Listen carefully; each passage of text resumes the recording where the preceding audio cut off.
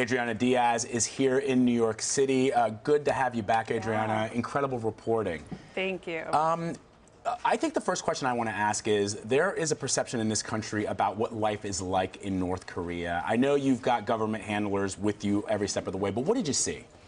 That's a really good point. We do have government handlers. They take us where they want to take us. They didn't let us inside any stores or to actually approach real people on the street, but we got some leeway. They took us to really softball places like the amusement park and the zoo, and I think what they're trying to do is show the American media, hey, we're normal people to some extent. We like to have fun. Look at these, folks laughing and spending time with their family.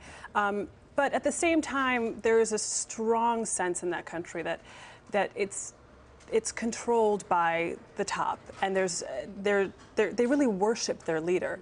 Every single person in North Korea wears a pin of Kim Il-sung and Kim Jong-il over their heart. Children in school, people that we talk to on the street, and it's part of their daily life. And I asked one person, why do you wear that pin? And they said, because we carry them in our hearts, the former leaders of the country.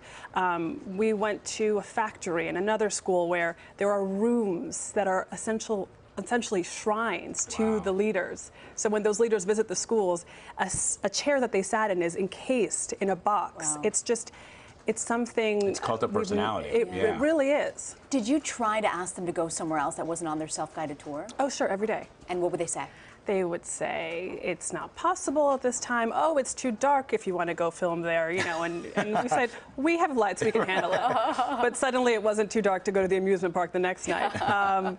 They were friendly and they wanted to be cordial about it, but it was clear, that certain things just were off limits. The director of national intelligence, James Clapper, had a lot to say about North Korea. Let's get to the soundbite that he had from yesterday. I think the notion of getting the North Koreans to denuclearize is probably a lost cause. They are not going to do that. That is their ticket to survival. What does bother me a bit is that we don't capitalize on our great weapon, which is information. And that's something they worry about a lot. He's also gone on to say that China is such a key, important part of this relationship with North Korea, or trying to get some sort of relationship. What's your take on China and their influence there? Well, China does a bulk of North Korea's trade. They account for 90% of all trade from North Korea. So without China, North Korea is going to have an enormous problem in terms of oil, because they get nearly all of their oil from China, and cash flow, because China's buying all this coal from North Korea. That's injecting their economy with cash.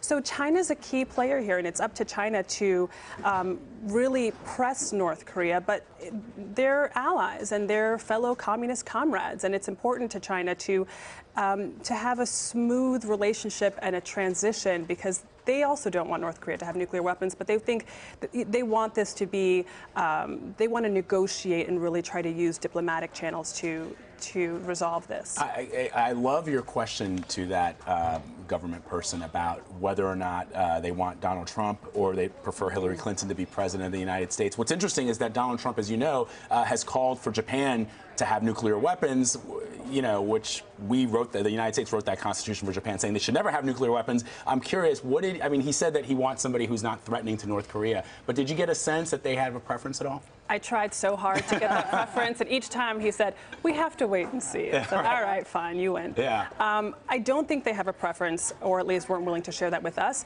But the question of the balance of power and American influence in Asia is huge. The North Koreans feel that Americans are imperialists. We have troops in South Korea, we have troops in Japan, and they feel like they're being encroached upon, and they're at risk for being invaded. And several people said to us, we don't want to be the next Iraq or Afghanistan. So that's their reference point. Wow. I want to ask you, before you leave, you're based in Beijing. What's the situation with President Xi? Is he viewed as domestically very strong, and is there any sort of successor in the works? He's enormously powerful, and he's really just tightening the reins. He has launched a corruption crackdown, but while that is a positive thing, because corruption is so rampant in China, as obviously there are other places where there are corruption issues, he's also cracked down on civil society, closed down NGOs. Human rights lawyers are being followed and harassed by police. There's a real tightening of the grip going on right now in China under Xi Jinping, and he's up to be the next president for the next 5 years, and that's pretty much expected. Wow. Wow, Adriana Diaz, just incredible reporting. Thank you so much for stopping by. We appreciate it. Good to see you. Thank you.